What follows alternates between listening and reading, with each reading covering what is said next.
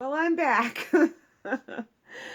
um, the video preceding this one was supposed to be chapter 3 in the book of Ecclesiastes, and I kind of got off the track, but I think it was a good thing. And anyway, so it's uploading now, and I put in the description box the video about the water, how it's frozen and the different shapes that it makes, and the effect of the prayer over the polluted water. And also, I put in, I had said Peter, Paul, and Mary for the song about what's the words that are in chapter 3 here in Ecclesiastes. And it turns out it was the birds.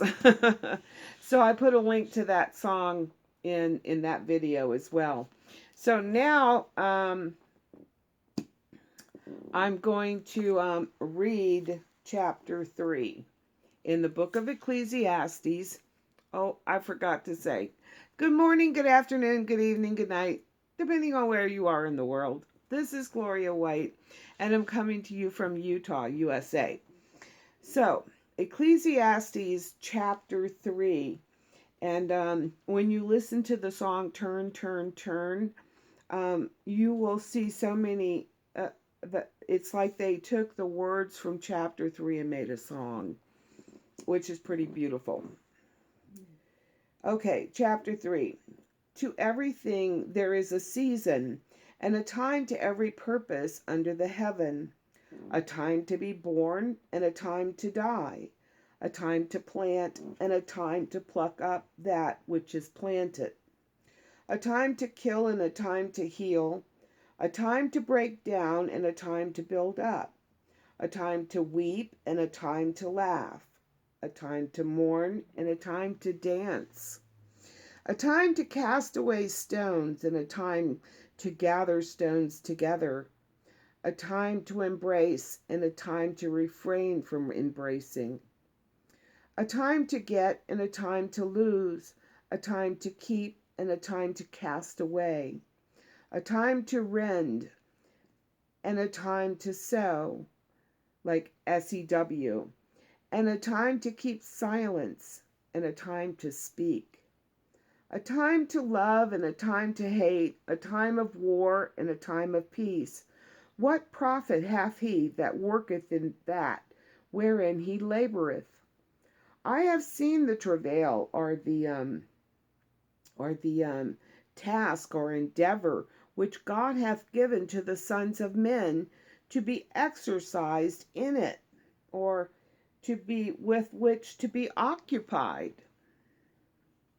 He hath made everything beautiful in his time. Also he hath set the world in their heart, or eternity in their heart, so that no man can find out the work that God maketh from the beginning to the end. I know that there is no good in them, or nothing better for them, but for a man to rejoice and to do good in his life, and also that every man should eat and drink and enjoy the good of all his labor. It is the gift of God. I know that whatsoever God doeth, it shall be forever. Nothing can be put to it, or added to it, nor anything taken from it. And God doeth it. Men should fear before him, because he's so awesome, and he holds our life, or our lives, or our eternal lives in his hand. So we should fear and do the right thing and follow his commandments. Verse 15. That which hath been is now, and that which is to be hath already been. And God requireth that which is past, or in the place of justice, no, an account of what is past. In other words, we're going to answer. And moreover, I saw under the sun the place of judgment, or the place of justice, where was wickedness. That wickedness was there. And the place of righteousness, that iniquity was there, or wickedness was there. I said in mine heart, God shall judge the righteous and the wicked, for there is a time there for every purpose or matter in which one delights, and for every work.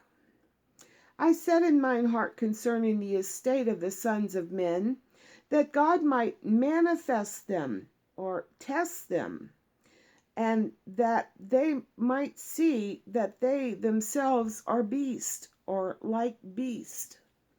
For that which befalleth or happens to the sons of men befalleth the beast.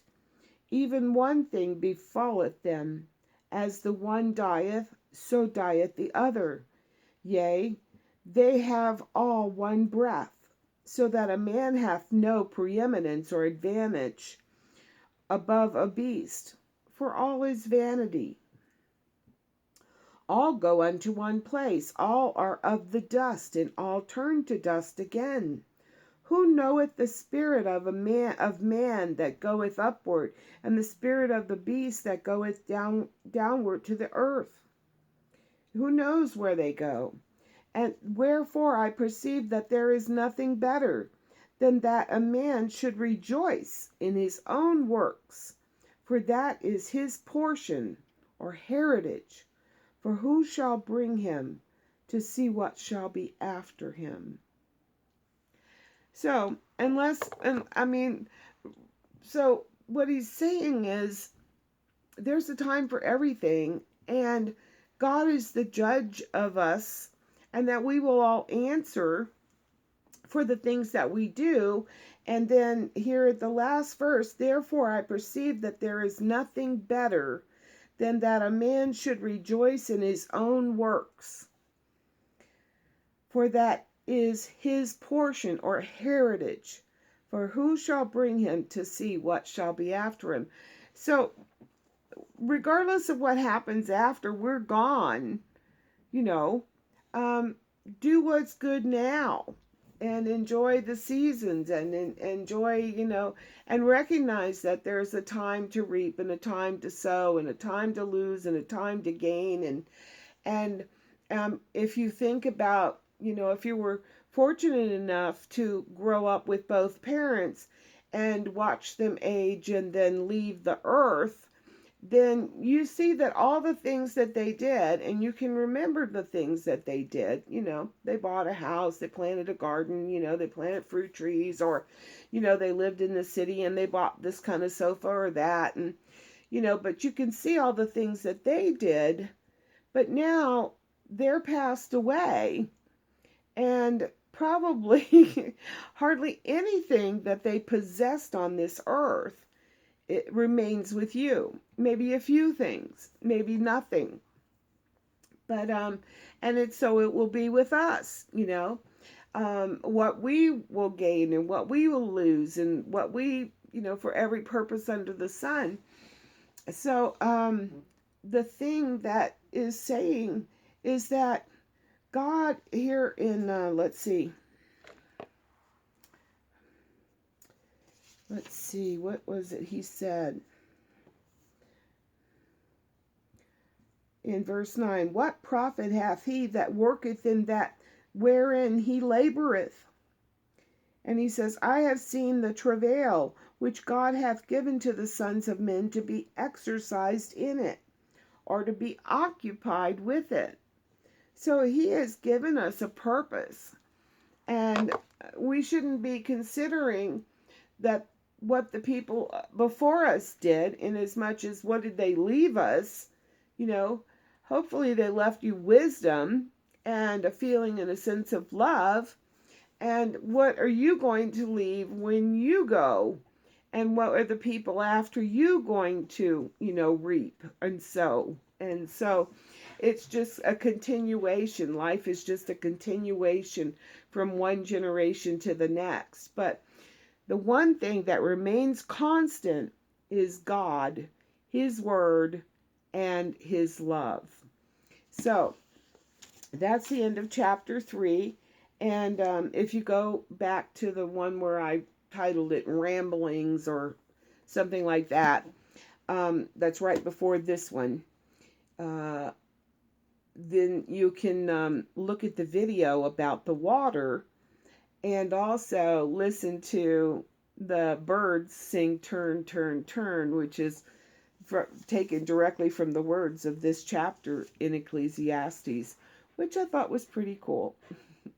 All right, and as always, I love you.